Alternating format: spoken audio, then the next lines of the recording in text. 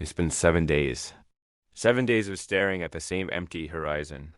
7 days of rationing water down to sips. 7 days of waiting for a ship that never appears.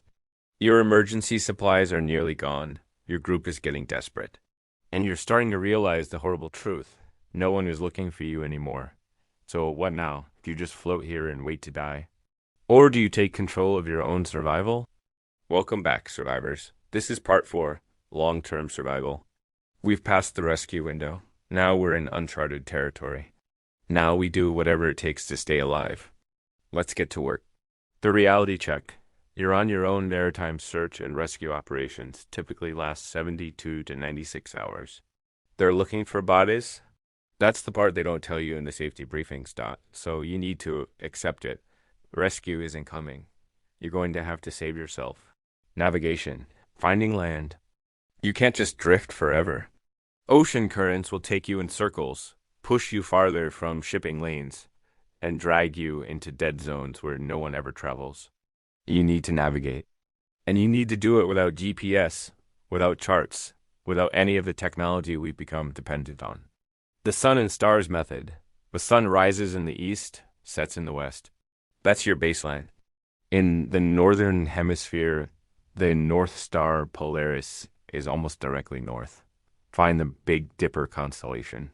The 2 stars at the end of the Dipper's bowl point straight to Polaris. If you're in the southern hemisphere, use the Southern Cross. Draw an imaginary line through the long axis of the cross. East toward the Americas, west toward Asia, north or south toward major shipping routes. You're looking for NY landmass, any chance of civilization. Using the lifeboat engine. Most lifeboats have a small outboard motor with limited fuel, maybe enough for 6 to 8 hours of operation. You've been saving it, hoping for rescue. Now it's time to use it. Run the engine for 2 hours at dawn, 2 hours at dusk. This keeps you moving while conserving fuel for emergencies. During the day, you drift and fish. At night, you rest and navigate by stars. Mark your heading using the sun's position. Use a piece of cord or a stick to point in your chosen direction. Every morning, reorient using the sunrise. Consistency is key. Even slow progress is progress. Water. The critical resource. Your emergency water pouches are gone. Maybe you have 1 or 2 left. After that, it's game over unless you find another source. Rainwater collection 2.0. You've already set up basic rain collection. Now we optimize it. Create a permanent collection system using the lifeboat's tarp or any waterproof material. Rig it so it funnels into the largest container you have. Weight the center slightly so water pools and flows to one point. During rainstorms, everyone stops what they're doing and focuses on collection. This is a full team operation. Fill every container, every pouch, every bottle. Soak clothing and wring it into containers. Drink as much as you can. During the rain, your body is a storage vessel too. Solar still. Desalination. If it's not raining, you need to desalinate seawater. It's slow, inefficient, but it works. Find a plastic container or bag. Pour seawater into it about 2 inches deep. Place a smaller cup or container in the center, sitting above the water level. Seal the top with plastic wrap or a clear plastic sheet. Weight the center of the plastic directly above the cup with a small rock or coin so it creates a funnel shape. The heat evaporates the seawater, the vapor condenses on the plastic, and pure water drips into the center cup. You'll get maybe 100 milliliters per day per still. It's not much, but it's the difference between life and death. Build multiple stills. 6 stills running simultaneously equals 600 milliliters per day. That's enough to keep 1 person barely alive. Collecting morning dew. Before sunrise, condensation forms on any smooth surface. Use a cloth or sponge to wipe down the sides of the boat, the oars, any metal surfaces. Wring the cloth into a container. It's tedious. Yields maybe 50 milliliters, but every drop counts. Food. Hunting the ocean, your emergency rations are gone. Now you fish or you starve. Basic fishing techniques. Use the fishing kit from the lifeboat. If you don't have bait, improvise. Tear small strips from any bright-colored fabric, red, orange, yellow. These mimic injured fish and attract predators. Drop the line deep. Surface fish are harder to catch. Go for bottom feeders and mid-depth dwellers. Be patient. Fishing in survival mode isn't about sport, it's about calories. When you catch something, don't waste any part of it. Eat the flesh, use the guts as bait for the next catch. Keep the bones for hooks if you lose yours. What fish are safe to eat? Avoid fish with spikes, bright colors, or box-like shapes. These are often toxic. Stick to recognizable species. Mackerel, tuna, dorado. If there's no reaction, touch it to your lips. Wait 15 minutes. Small taste? Don't swallow. Wait an hour. If you're fine, it's probably safe. Cook, if possible, using a makeshift fire on a metal surface, but raw fish is fine if it's fresh. Sushi grade fresh. If it smells bad, don't risk it. Catching seabirds. If seabirds land on your boat, and you have protein, move slowly. Birds are skittish.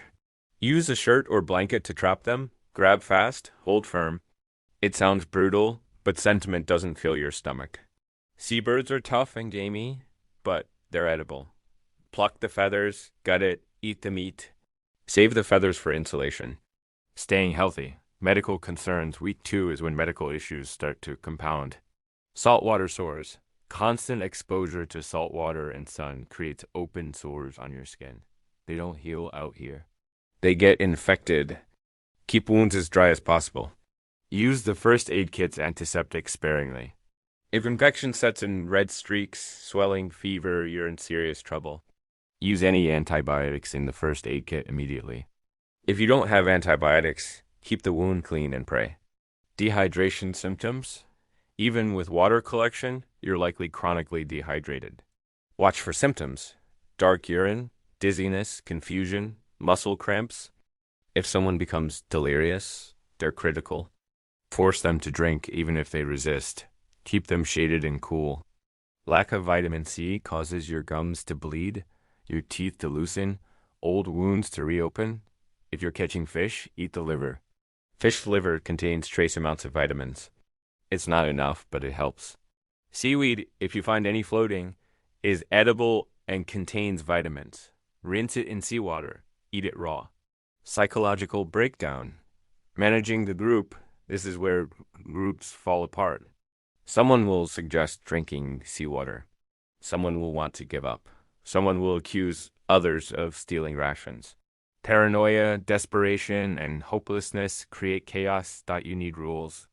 Hard rules. All decisions are made by group vote. No one person hoards supplies. Anyone caught stealing loses their next ration.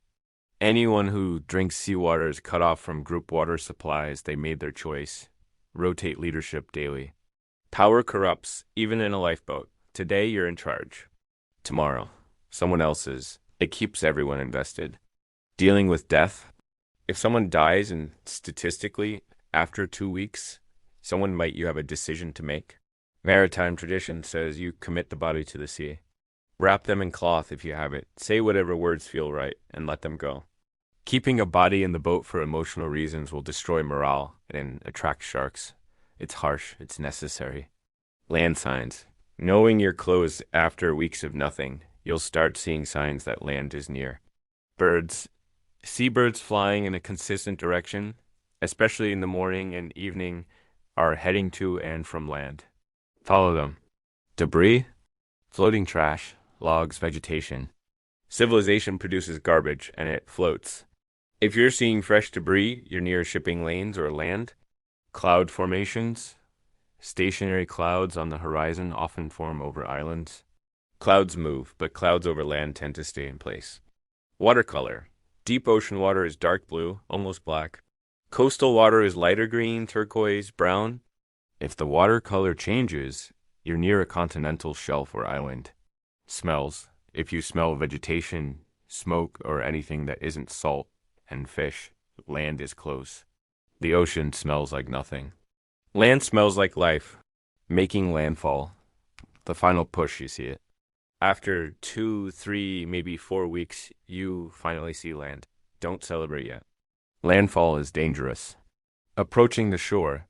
Look for sandy beaches or calm inlets. Avoid rocky shores and cliffs. The waves will smash your boat and you against the rocks. Use the engine if you have fuel left. If not, paddle hard. You need momentum to get through the surf zone. When you hit shallow water, jump out and pull the boat onto the beach. Don't leave it floating. It's your shelter until you find something better. First actions on land.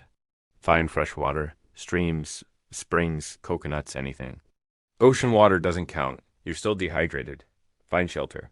Even if it's just the lifeboat flipped over, you need protection from sun and rain. Signal for help.